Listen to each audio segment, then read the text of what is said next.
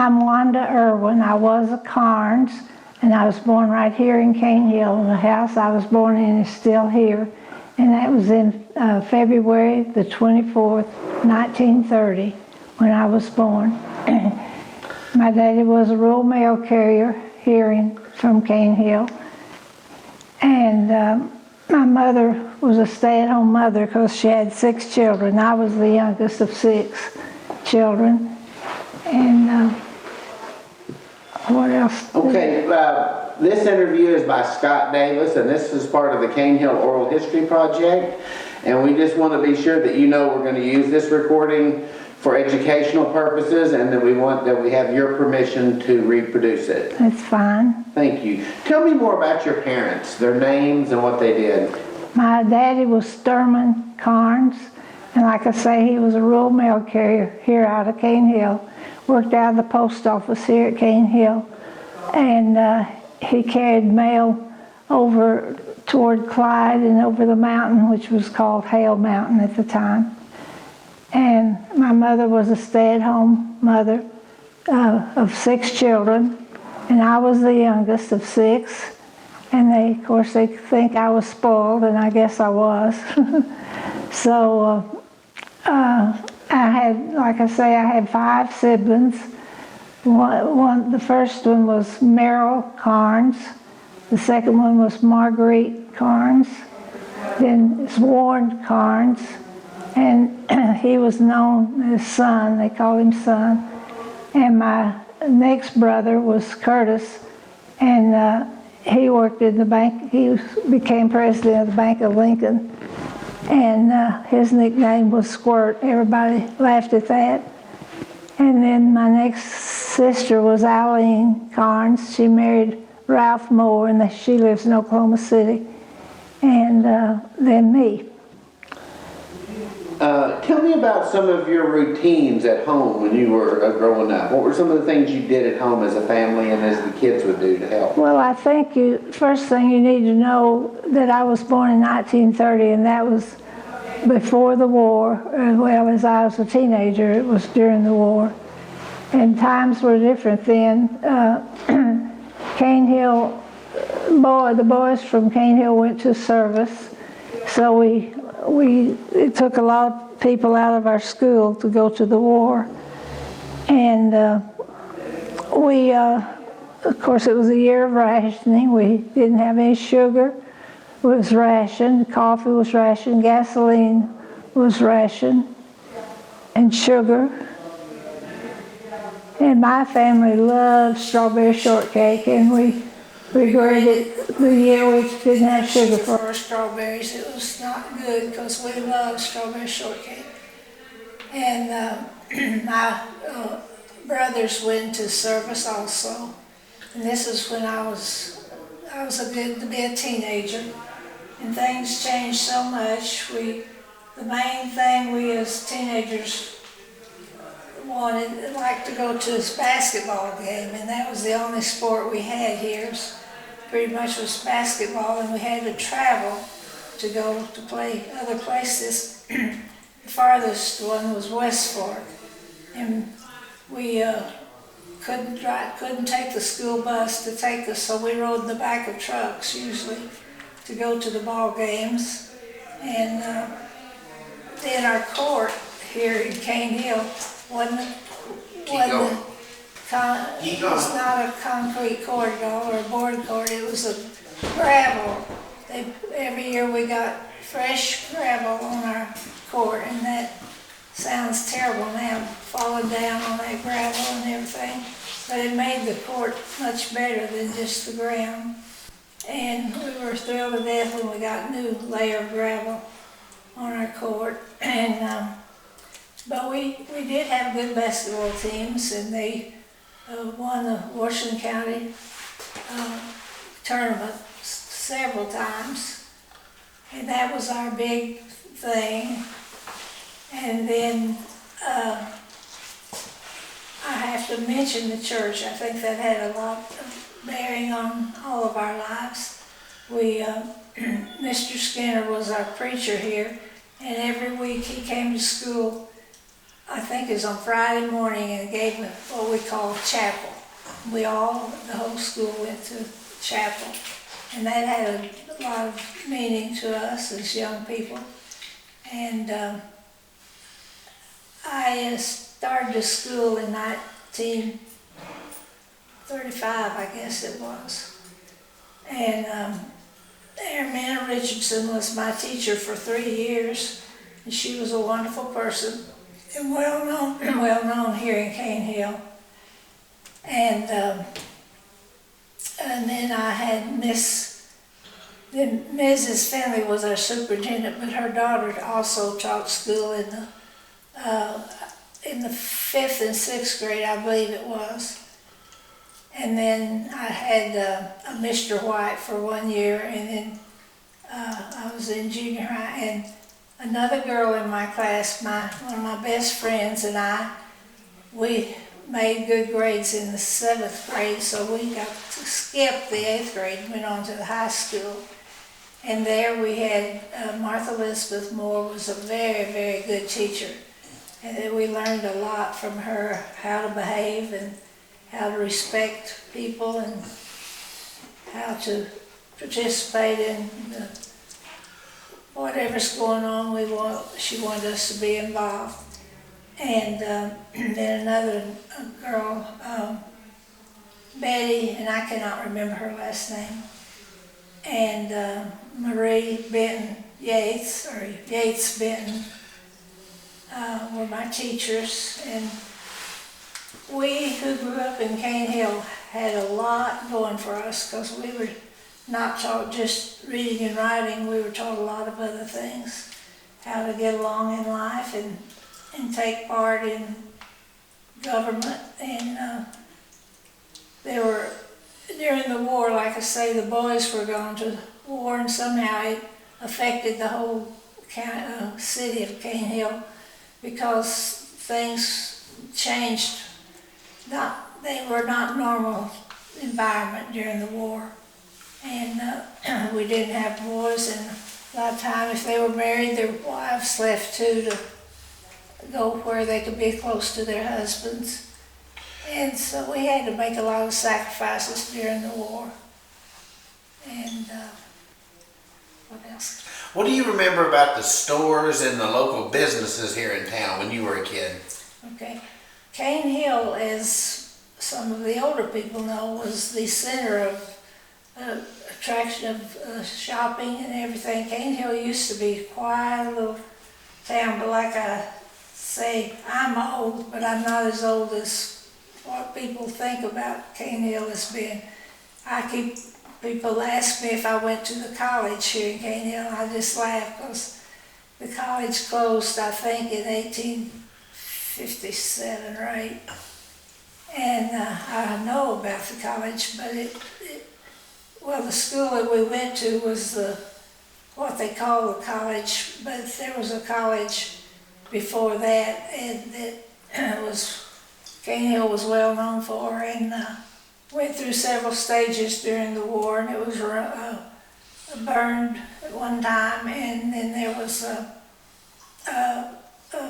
arsonist also burned it the second time, and it was rebuilt, and that's the building that I went to school in. And it closed in 1948, I think. And it's where I went all 12 years of my school. And then I went to the university for 2 years. And back then there was such a shortage of teachers in Arkansas that they asked me if I'd come teach at Cane Hill. And I did for a year and a half, I think it was. And of course my students weren't much younger than I was. So what was it like as a teacher at Cane Hill? Well, it wasn't bad. I did some fill-in teaching at Lincoln and Perry Grove, and I think compared to the school kids at that time, Cane Hill was outstanding. The students were. Most of them did go to college, and if you track them down, they're all doing well. And I give Martha Elizabeth Moore and Mr. Moore and mainly credit for what if you track the kids down that graduate from here, they're all doing well. I don't know if we had any crime or shooting or anything like that back in our time. It was very sedated community, and we all got together. It took all of us to all grades to make a party. We didn't have many parties, but our Halloween stands out in my mind. We had a nice Halloween carnival, and we all got prizes, and I guess that's what I liked. And we really didn't have a lot of activities in school other than the basketball. But What did kids do back in those days for fun? well, mainly going to movies. I went to the Presbyterian Church. Of course, that was the only church here at the time. And the young people would meet there around 5 o'clock on Sunday afternoon and have our little program. And then we all went to the movies, mainly in Prairie Grove. And that was a big part of our life, is going to the movie. And some of us went on Saturday afternoon too. And they always had Western movies on Saturday and Saturday night, and then they changed for Sunday night. So some of us made both of those movies. We did get to the movies at Prairie Grove, but of course we couldn't go far because we didn't have gasoline to drive very far. And that was the main activity. Other than we made our own activity, a lot of time I remember my older brothers meeting downtown in Cane Hill and playing games like kick the can and I forgot what else, but they made their own entertainment mainly. What about the adults? What did they do for fun? Well, there was a home demonstration club that my mother went to, and they were very active in our community, promoting things, helping each other when they needed help. And then, of course, Daddy had a farm that he'd come in off the route. He'd get off the route about 2:30, and he'd go eat lunch and then go straight to the farm and take us with him if there was something that we could do, like picking strawberries and picking up potatoes. And and the boys had to go with him our farm was about a mile north of Cane Hill, and my brothers would go early in the morning and milk, and then they had to go back in the evening to milk again. And we girls stayed pretty busy at just helping our mother. But my older sister was 12 years older than I was, so I don't remember a whole lot about her. But she was very active in school, and she became a teacher. And my next sister went to work in Tulsa for a telephone company, AT&T. And then my two brothers were in service most time I was growing up, and my sister, just 2 years older than I am, she went to, of course they all went to university except we all went to the university, and we girls graduated from there. And I think, my oldest brother that was in the service, he was an engineer, and he went to work. In fact, when he's in the Army as an engineer, they gave him a special job with that. And then when he came home, he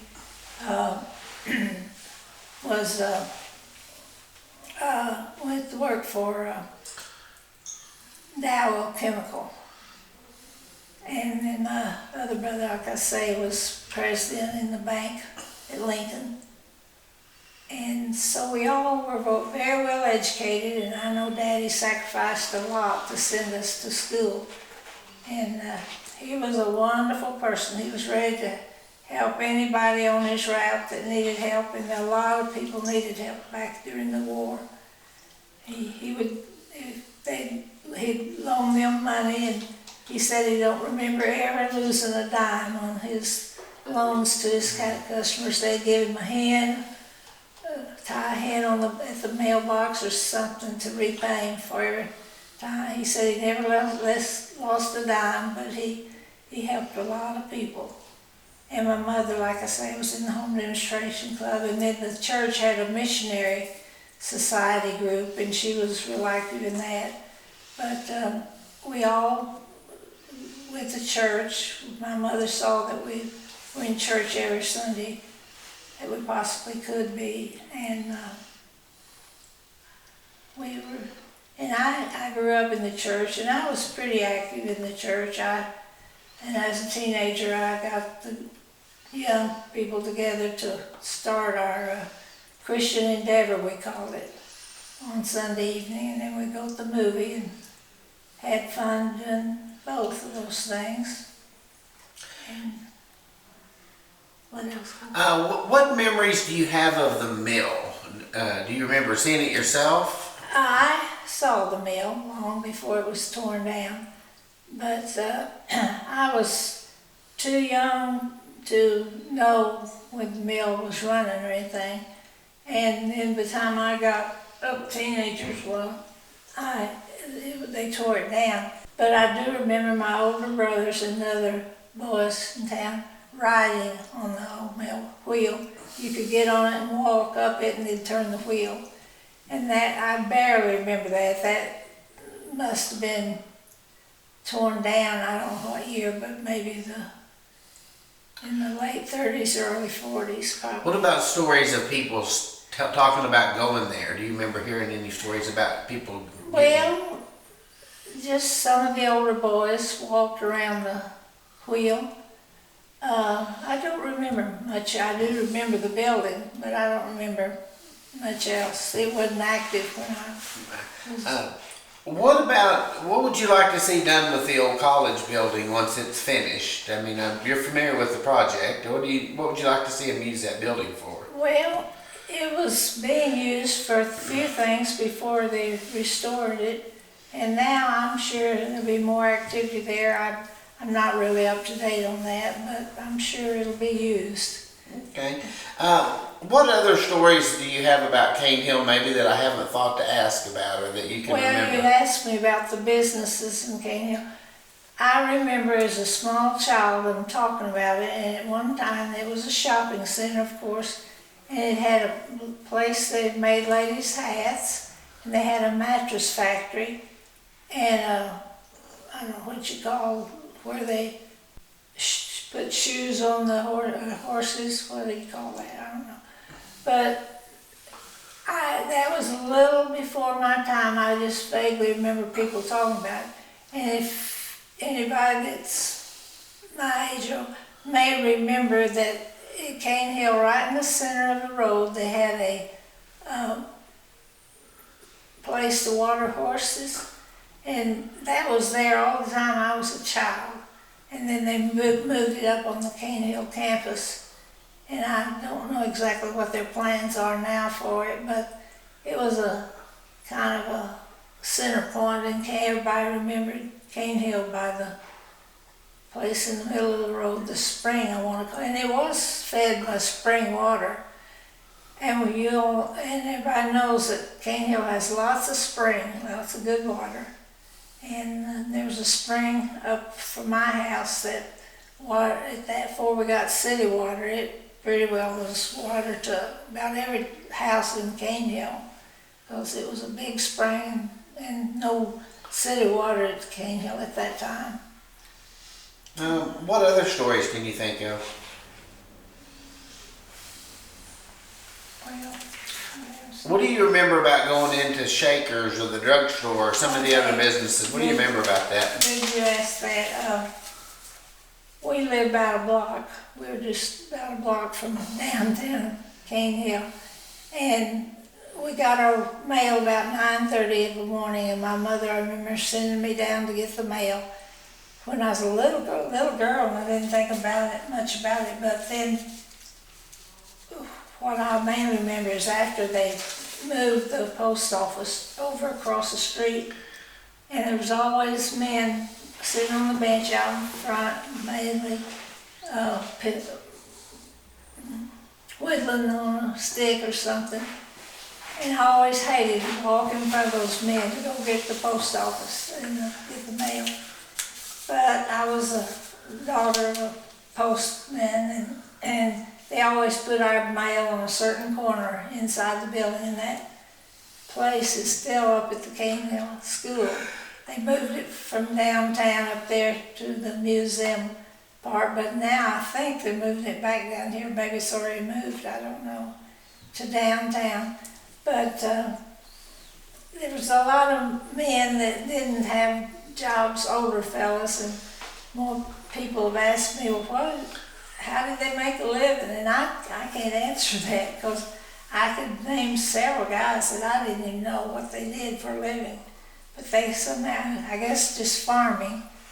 And most of the people had a little bit of a farm, maybe not a big farm, but my husband, James Irwin, a lot of y'all know James, because he was the teacher at Lincoln, and then he took a job with Tyson's in Springdale. In 1960, we moved to Springdale.